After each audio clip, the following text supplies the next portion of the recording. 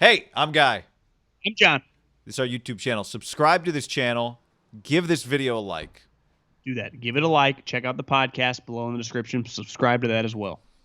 You know what I thought was great about the Raider game Sunday, John, was that there was no drama to it. It was just what it was supposed to be. Well, there was drama if they were going to hit the over at the end of the game, but they didn't.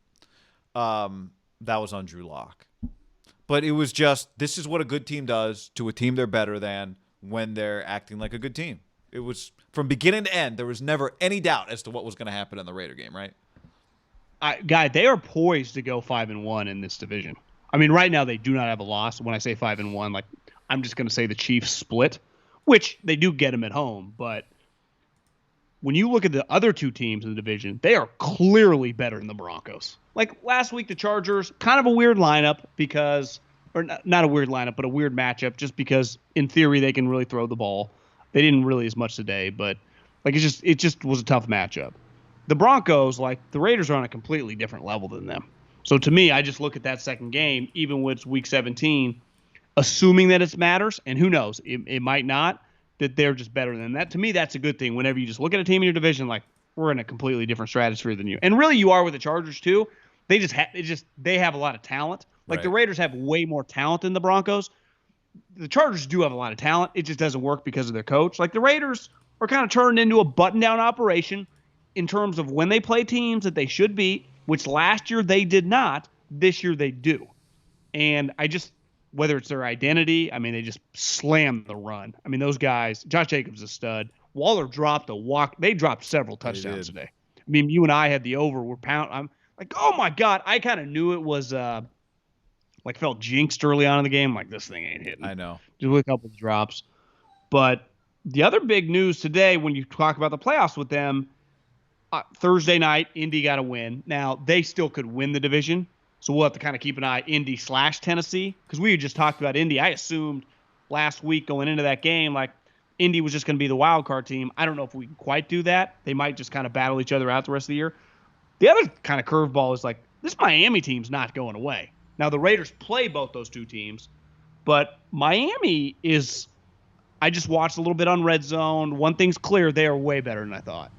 Like, just Tua's functional for sure, but that defense, they play hard, they tackle well.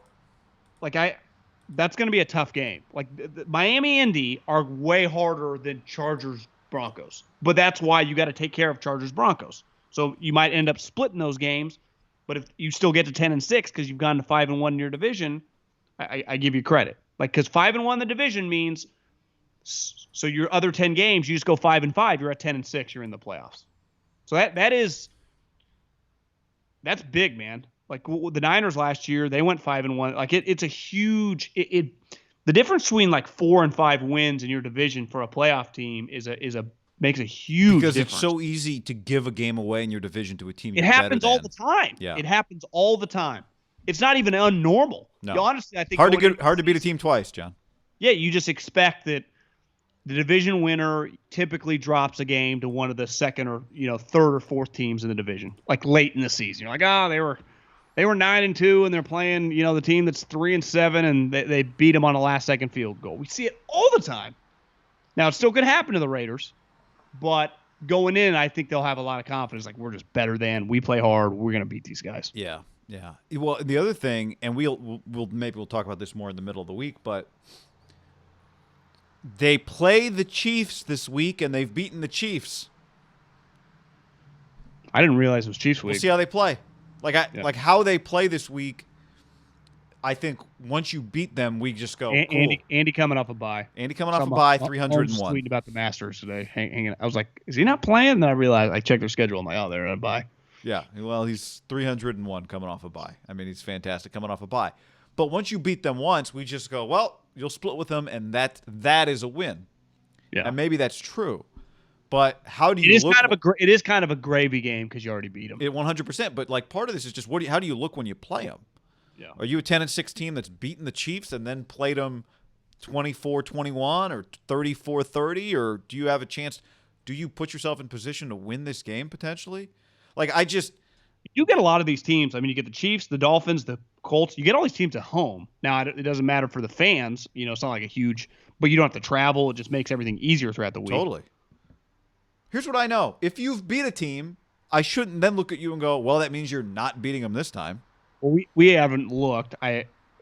If you want to guess the line right now in that game? Yeah. Are the Chiefs favored for sure? I mean, I think they have to be.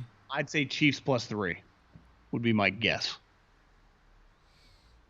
I think that's a good guess. Yeah. Do I disagree in any way? Like Chiefs 4? It seems like too much. Yeah, if they would have beat them the first one, I would have gone like 6. Yeah. Yeah. So the Raiders are going to be an Keep underdog. For it.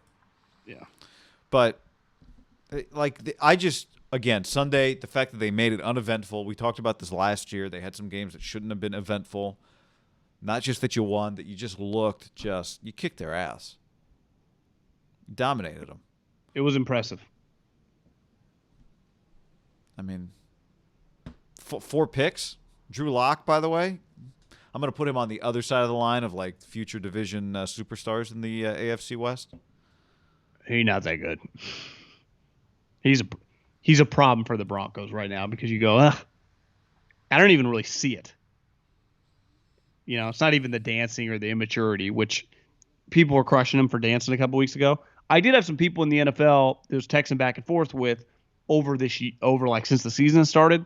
There just is questions in the NFL when he came out about his maturity. And I think you and I talked about that earlier last week, comparing him. Like, is he going to be their Derek? One thing Derek had was maturity. You watch him, it's like, because he does have talent. Like, he has a big arm, he can move.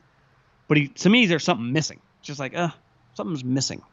It might be his team, part of it. They're in shambles. Just as a franchise, they were on fire for a while, and now they have just been all over the map for several years. So what's crazy is they're probably still not even the worst team in their own division, even though they are. Right? It's like I watch them. Definitely the worst team in the division. Yeah, but the Chargers might. The Chargers are going to end up. The dust's going to settle, and the Chargers are going to be drafting 4th. You're like, how's this possible?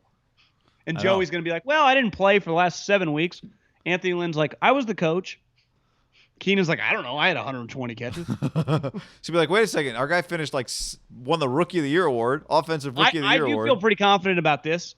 If you took all the divisions and just combined the team, I would like the AFC West chances. They have blue chippers all over the place. Speed and talent. But they're only going to have, the Raiders and Chiefs are good. I mean, the Chiefs are really good. The Raiders are a playoff team.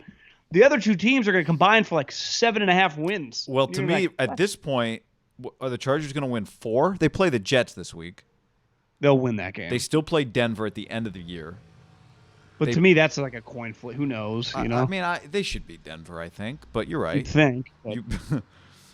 They lost to them 3 weeks ago, so. I just think sometimes you get 1, 2, 3 Cancun's, in Corona. You're like, get me out of this crap. They got the Falcons still, which they've been 1, 2, 3 Cancunin for a couple of years in terms of results, but they play hard. They are 3-1 under Raheem Morris. So, yeah. I don't know, man. The hierarchy right now is clear in the division. Right now, really benefit from their other 2 franchises that have a lot of talent on both teams. Even the Broncos do have talent. Are just both their organizations are just kind of in no man's land. Directionless, it feels like.